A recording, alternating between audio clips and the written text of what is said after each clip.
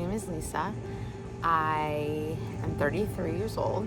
I am a mom to a beautiful baby girl who I gave birth to in February. I'm a wife to a wonderful man. And I've been a certified PA for 10 years now. I'm currently still practicing. Of all the things in my life that I've accomplished, the one thing I wanted always more than anything was to be a mom. And when I found out I was pregnant, it was probably one of the happiest days of my life because I never really believed that I could get pregnant.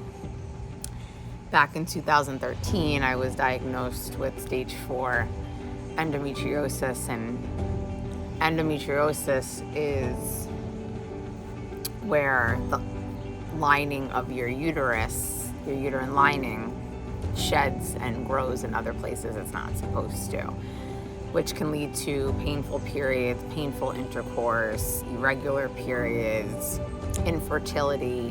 When I was diagnosed, I was young. I was like 21. I was just in PA school. And, you always, at that time, I didn't have a family or anything yet. And you're always like, what is that going to look like? So that thought kind of always haunted me that I wouldn't be able to have children. It was something I discussed with my husband when I met him, and, that I wanted to try right away just because the possibility of, maybe running into trouble and, So we tried right away, and I so badly wanted to have a honeymoon baby. I just so badly wanted to be pregnant even before we were married. And I was so excited to be able to try. And we tried.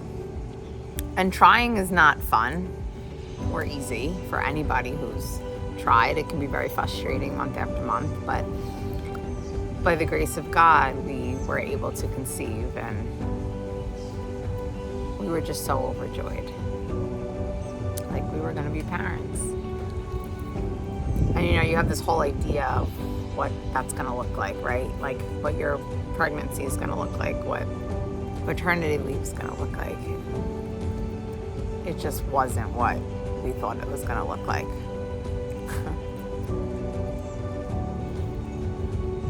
And the one thing I told myself going into the pregnancy was, okay, I'm going to be a patient, because as a healthcare provider, we're the worst patients. We micromanage and try to self-diagnose and treat, and it's like the worst possible thing you can do. But I almost wish I had,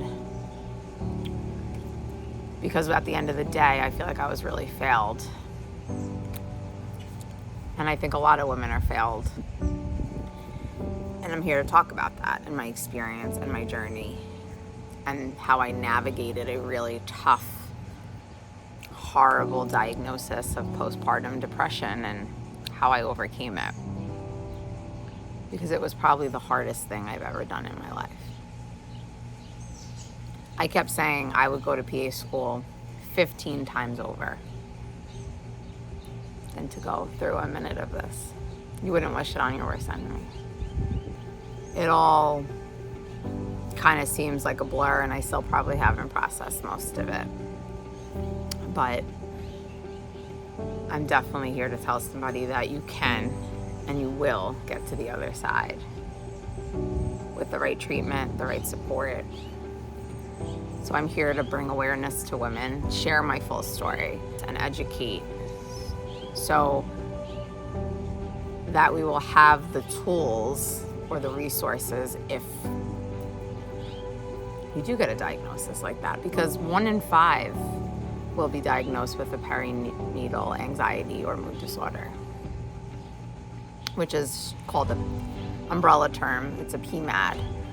And there's different sections. So you can have postpartum anxiety, postpartum depression, postpartum OCD, postpartum bipolar, postpartum, in more rare cases, postpartum psychosis. But PMAD is the umbrella term where all these fall under. I didn't even know what PMAD meant. They rarely speak about it during pregnancy. You more hear comments like, make sure you sleep now because you're never going to sleep again. It's not helpful. Just wait.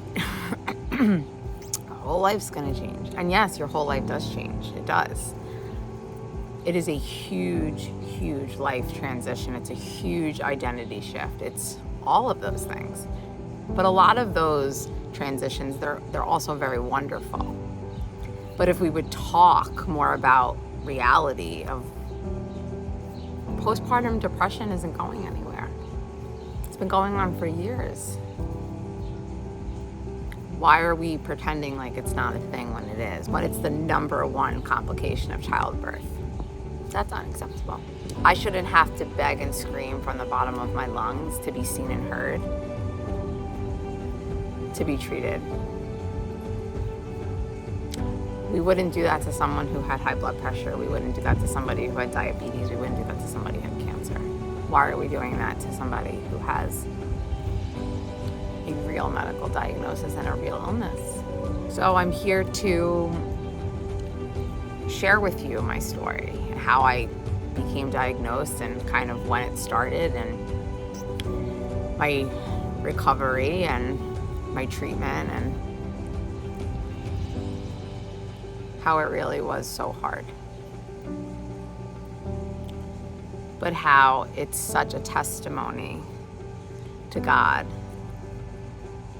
how good He is, and how He saw me through. Because I didn't think I was going to get to the other side. But every day I just kept trusting and praying and saying, you know, I'm going to see the light. And I did. I got to the other side. Screaming, but I got there.